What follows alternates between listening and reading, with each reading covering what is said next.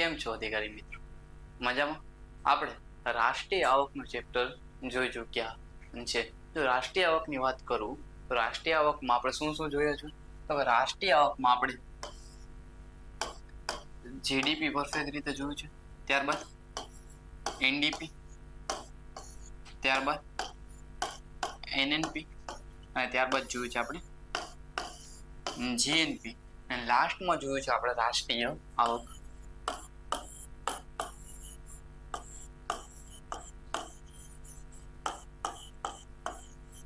હવે જો આપણે શું કીધું હતું, જીડીપી ની અંદર જીડીપી ના ટાઈપ જોયા હતા આપણે. જીડીપી ના 5 ટાઈપ જોયા હતા.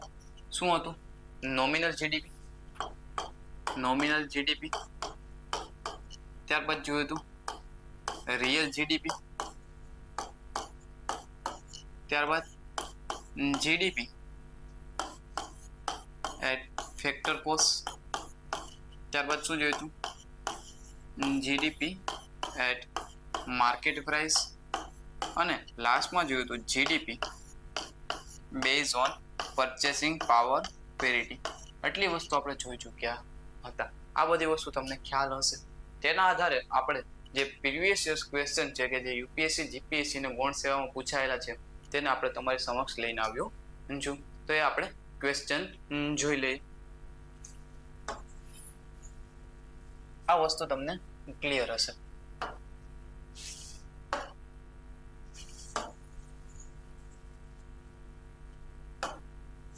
આ વસ્તુ તમને ક્લિયર છે.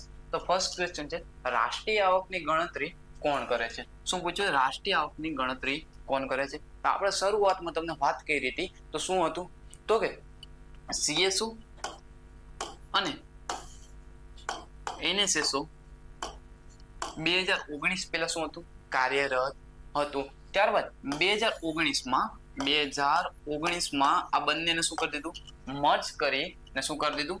એને શું કરી દીધું? હવે આ પ્રશ્ન જૂના યરનો છે, પ્રીવિયસ યર્સનો છે, એટલે 2019 પહેલાનો ક્વેશ્ચન છે. એટલે એની અંદર ઓપ્શન શું આપ્યા છે? કેન્દ્રીય આંકડાકીય સંસ્થા, ત્યારબાદ નાણાં મંત્રાલય, યોજના આયોગ અને ભારતીય રિઝર્વ બેંક. તો આની અંદર તો તમને ડાયરેક્ટ ક્લિયર થઈ ગયું હશે. આની અંદર વાત કોની કરી છે? સીએસઓ ની વાત કરી છે, કેન્દ્રીય આંકડાકીય સંસ્થા. તો આની અંદર સાચો આન્સર શું થશે? Option A. આ યાદ રાખજો, બે સંસ્થાઓનું મર્જ કર્યું. ક્યાં મંત્રાલય નીચે આવશે? આ ત્રણેયનું મંત્રાલય કયું હશે? Ministry of statistical and programme implementation. એટલે મોસ્ટલી મંત્રાલય નીચે આવશે. આ વસ્તુ પણ યાદ રાખજો. ત્યારબાદ સેકન્ડ ક્વેશ્ચન છે, રાષ્ટ્રીય આવક એટલે શું પૂછ્યું છે? રાષ્ટ્રીય આવક એટલે શું? તો ઓપ્શન એ છે, દેશ દ્વારા ઉત્પાદન કરેલ વસ્તુઓ અને સેવાઓ. દેશ દ્વારા શું છે? વસ્તુઓ અને સેવાઓના ઉત્પાદન તો આપણે શું કહેતા હતા? એને તો આપણે શું કહેતા હતા? જીડીપી કહેતા હતા. એને શું કહેતા હતા આપણે? જીડીપી. ત્યારબાદ શું છે બીજો ઓપ્શન? દેશનો એક વર્ષના સમયગાળા દરમિયાન ઉત્પાદનમાં લઈ શકાય તેવી તમામ વસ્તુઓ અને સેવાઓનું કુલ બજાર મૂલ્ય. શું કીધું છે? કુલ બજાર મૂલ્ય. એટલે એને શું કહેશું આપણે?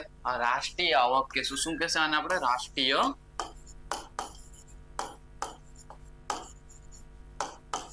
આવક કહેશું. ત્યારબાદ દેશની કુલ વાર્ષિક આવક.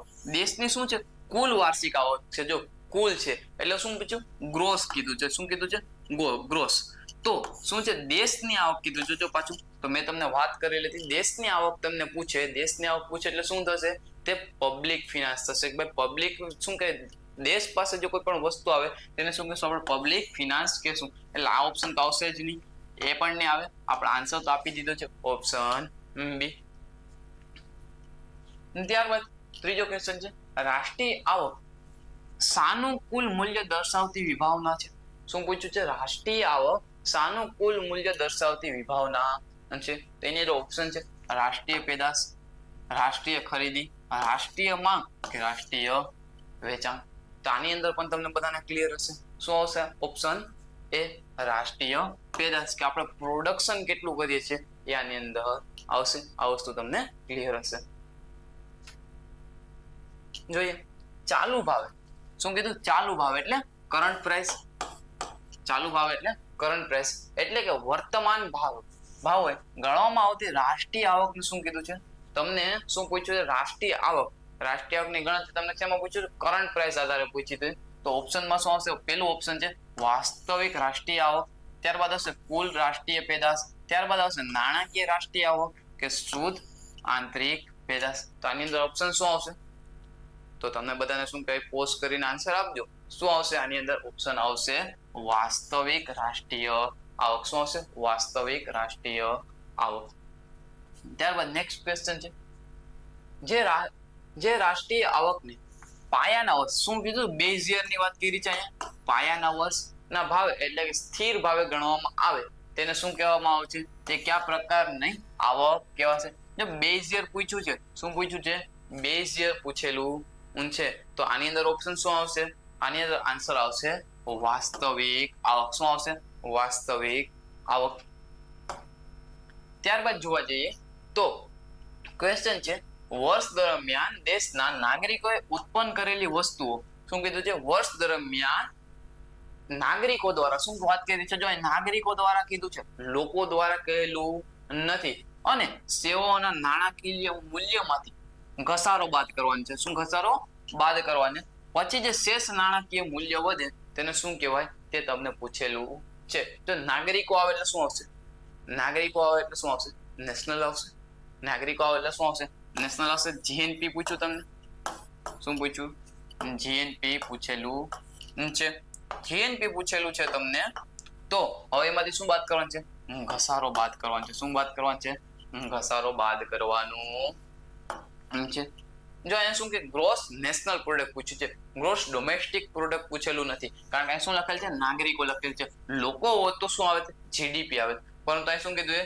ગ્રોસ નેશનલ પ્રોડક્ટ કે ભાઈ દેશના લોકો દ્વારા ઉત્પાદન થાય છે તેમાંથી શું બાદ કરવાનું કીધું? ઘસારો બાદ કરવાનું કીધું. તો હવે તમારો ઓપ્શન આપવાનું છે કુલ આંતરિક આવક, શુદ્ધ આંતરિક આવક, શુદ્ધ રાષ્ટ્રીય આવક કે કુલ રાષ્ટ્રીય આવક. તો શું આવશે આની અંદર? આની અંદર આન્સર શું આવશે?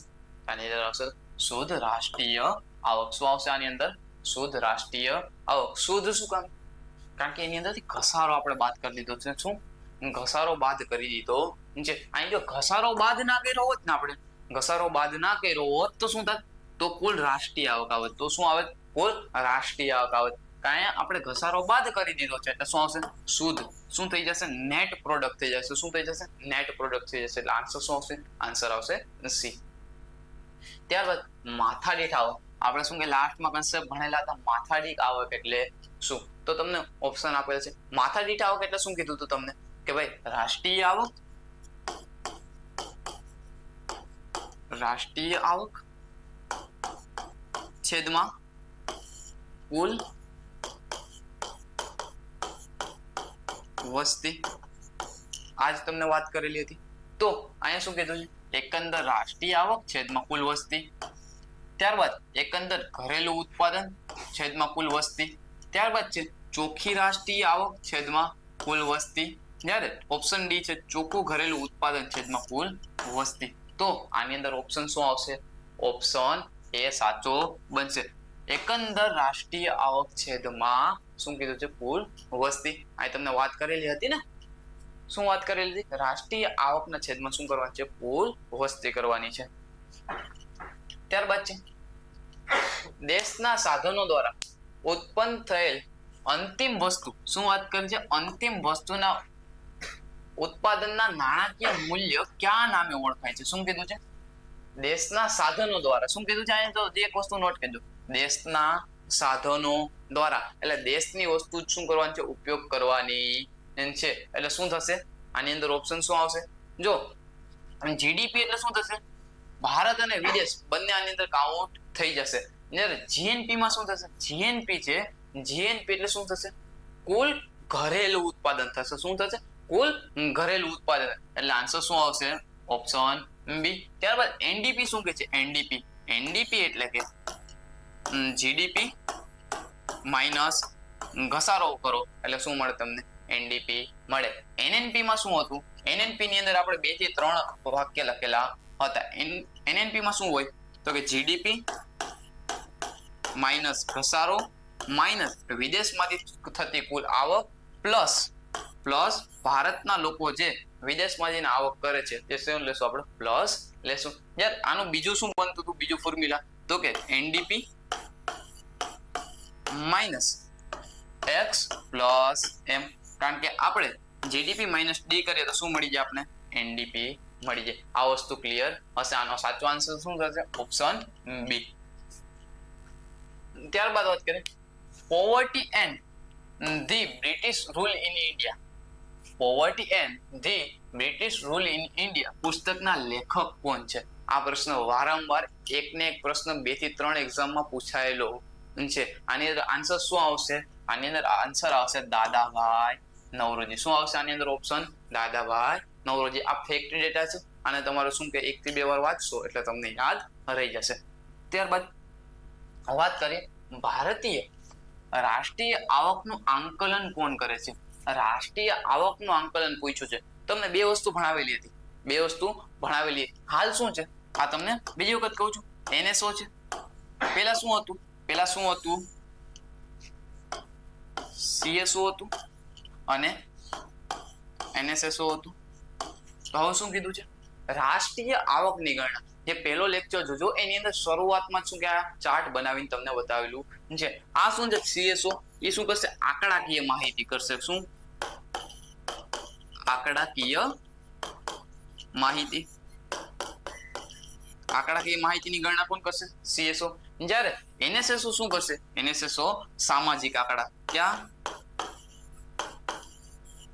સામાજિક આંકડાની ગણતરી કોણ કરશે? એનએસએસઓ કરશે. તો આપને શું પૂછ્યું? રાષ્ટ્રીય આવક પૂછ્યું છે. તો રાષ્ટ્રીય આવક કોની અંદર આવશે? સીએસઓ ની અંડરમાં આવશે. અહીં તમને કીધું હતું જીડીપી છે, જીએનપી છે, એનડીપી છે, એનએનપી છે, કન્ઝ્યુમર પ્રાઇસ ઇન્ડેક્સ છે.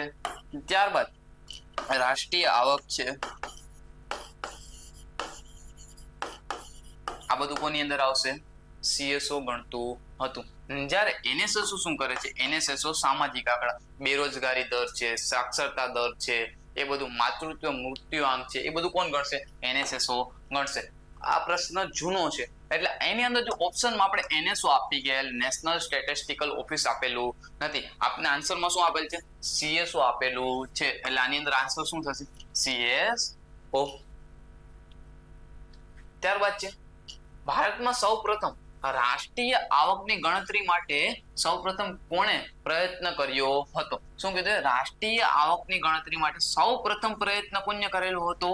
તો આની અંદર આન્સર આવશે દાદાભાઈ નવરોજી. કોણ આવશે? દાદાભાઈ નવરોજી. દાદાભાઈ નવરોજીએ આપણા ઇકોનોમીની અંદર ઘણું બધું યોગદાન આપેલું છે. દાદાભાઈ નવરોજી વિશે 6-7 ફેક્ટ છે એ તમારે શું કે કરવાના રહેશે.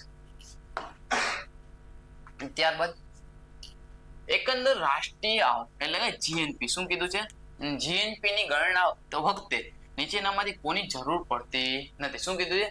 જીએનપી ની ગણના કરવી હોય આપણે તો કોની જરૂર પડતી નથી? તો આની અંદર છે ચોખ્ખું વિદેશી રોકાણ. ચોખ્ખું વિદેશી રોકાણ છે. આપણે જીએનપી ને કઈ રીતે લખીએ? જીએનપી ને જીડીપી માઇનસ શું કરીએ? X plus M. જીએનપી ને આપણે આ જ રીતે લખીએ. જીએનપી ને ક્યાં આ રીતે લખીએ તો શું કે ચોખ્ખું વિદેશી રોકાણ. હવે વિદેશી રોકાણ આપણે કર્યું હોય એને તો શું કરશું? પ્લસ કરશું. એટલે આને તો ગણવામાં આવશે.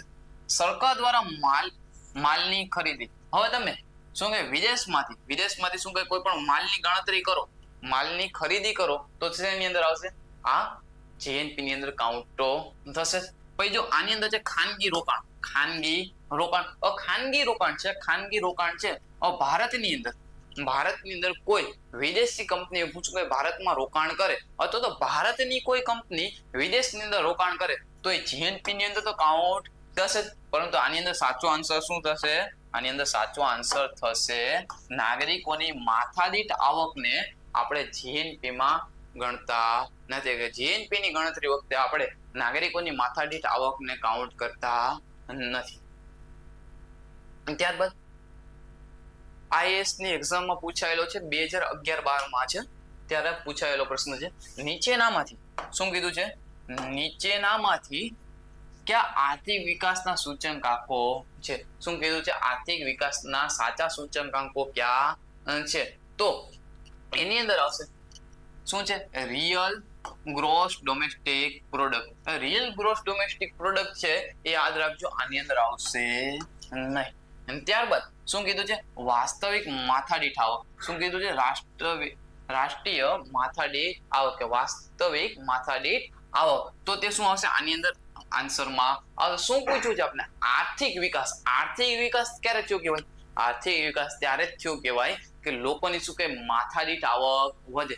લોકોની માથાદીઠ આવક વધે પ્લસ શું થાય સાક્ષરતા દર વધે, બેરોજગારી દર ઘટે, રાજપૂતો મૃત્યુ દરનો આંક ઘટે તો તેને શું કહેવાય આર્થિક વિકાસ થયો કહેવાય. તો આની અંદર શું આવશે બી તો આવશે. ત્યારબાદ બેરોજગારી છે બેરોજગારીના દરને આપણે શું આર્થિક વિકાસના સૂચકાંકમાં મૂકતા નથી. બેરોજગાર વ્યક્તિ છે બેરોજગાર ક્યારે કે ભાઈ જે વેતન ચાલતું હોય અત્યારના હાલ જે વેતન ચાલતું હોય તે દરે કામ કરવા માટે તૈયાર હોય નહીં તો જે બેરોજગાર કહેવાય. તો ત્યારબાદ જોઈએ ચોથો ઓપ્શન છે ગરીબી. તો ગરીબી છે એને આપણે આની અંદર કાઉન્ટ કરશું એટલે 2 છે 4 છે. જો આની અંદર એલિમિનેશન કરો તો 2 અને 4 વાળો કયો ઓપ્શન છે? આની અંદર 2 અને 4 છે નહીં. આની અંદર 2 અને 4 છે નહીં. આની અંદર પણ શું છે 2 અને 4 છે નહીં. જો આ બે વસ્તુ તમને ખબર હોય તો શું કહેવાય તમે આન્સર ટીક કરી શકો. પાંચમો આન્સર જોવાની જરૂર પણ નથી. પાંચમો આન્સર શું છે માનવ વિકાસ સૂચકાંક એટલે હ્યુમન ડેવલપમેન્ટ ઇન્ડેક્સ ને પણ આની અંદર કાઉન્ટ કરવામાં આવે છે. ત્યારબાદ જોઈએ આપણે 1867 માં ભારતની માથાદીઠ આવક 20 રૂપિયા હતી. આ સૌ પ્રથમ કોણે નક્કી કરેલું હતું? તો એની અંદર આપણે એક જ વ્યક્તિને ગોતવાના છે. કોને? દાદાભાઈ નવરોજી. દાદાભાઈ નવરોજી વિશે આ જ લેક્ચરમાં આપણે 3 થી 4 ફેક્ટ કરાવેલા છે એ તમે યાદ રાખી શકો છો. ત્યારબાદ નવું છે એક એક્ઝામ્પલ છે કે ક્વેશ્ચન છે કોઈ દેશનું જીવન ધોરણ પ્રકાશિત થાય છે. તમને એમ પૂછ્યું છે કોઈ દેશનું આપણે જીવન ધોરણ પ્રકાશિત કરવું હોય તો શેના આધારે થાય? નીચે 4 ઓપ્શન મૂકેલા છે. તો ગરીબીની પ્રમાણતાથી, ત્યારબાદ છે માથાદીઠ આવકથી, ત્યારબાદ છે રાષ્ટ્રીય આવકથી અને ચોથો ઓપ્શન છે બેરોજગારી દરથી. તો આની અંદર સાચો આન્સર કયો થશે? તો કે લોકોની માથાદીઠ આવક જો સારી હશે ને, લોકોની માથાદીઠ આવક સારી હશે ને તો તમારી જીડીપી છે, જીએનપી છે, એનએનપી છે, રાષ્ટ્રીય આવક છે શું થશે? સારું જ હશે. પરંતુ શું હોવી જોઈએ? લોકોની માથાદીઠ આવક વધારે હોવી જોઈએ. આટલા ક્વેશ્ચન હતા રાષ્ટ્રીય આવકને લગતા. હજી ઘણા બધા ક્વેશ્ચન છે પરંતુ આપણે તમારે શું કે ક્વેશ્ચન રિવાઇઝ થઈ જાય એટલા માટે અહીંયા લગીને રાખેલું છે. આપણે 2 ચેપ્ટર કમ્પ્લીટ કરેલા છે. પહેલા ઇન્ટ્રોડક્શન આપેલું છે, ત્યારબાદ શું આપેલું છે તો કે અર્થવ્યવસ્થાના ક્ષેત્રો અને હાલ શું આપેલું છે રાષ્ટ્રીય આવક. તો એક વસ્તુ યાદ રાખજો, બધા ક્લાસમાં એક એક્ઝામ્પલ કહું છું. શું તો કે કોઈ પણ જો અત્યારના તમે હમણાં આઈપીએલ નો મેચ હતો 2025 નો, ત્યારે કોણ જીતું? આરસીબી જીતું. તો તમને જેની અંદર પ્લેયર રમતા હતા આરસીબી ની અમે કોણ હતું? પંજાબ હતું. તો આરસીબી અને પંજાબ બંનેના શું કે 11 ખેલાડીઓ હતા એને તમે ઓળખતા જશો. પરંતુ જે સ્ટેડિયમમાં લાખોની પબ્લિક હતી, કેટલી લાખોની પબ્લિક હતી, તમે એને ઓળખતા હશો નહીં. હમણાં તમને એમ કહું કે ભાઈ 20 લોકોના નામ કયો તો તમને શું કે લાખોમાંથી પણ શું કે 20 લોકોના નામ આવડતા હશે નહીં. પરંતુ ઓલા લોકો 20 થી 22 લોકો પ્લેયર રમે છે એના નામ શું કામ આવડે છે? તો કે એના નામ એટલા માટે આવડે છે કે એને સંઘર્ષ કર્યો છે, એને ગ્રાઉન્ડમાં ઉતરીને એને શું કે બધું રહીમાં છે, બેટિંગ કરી છે, બોલિંગ કરી છે, ફિલ્ડિંગ કરી છે. એટલા માટે તમે એને ઓળખો છો. એટલા માટે જ કહું છું કે ભાઈ જો તમે કોમ્પિટિટિવ એક્ઝામની તૈયારી કરો છો તો શું કરો? એક બેસ્ટ આપો. તમારું બેસ્ટ આપશો તો ભલે તમે હારશો પણ તો પણ શું થશે? તમે બધાને યાદ રહેશો. અહીંયા લગીને રાખીએ છીએ આપણે.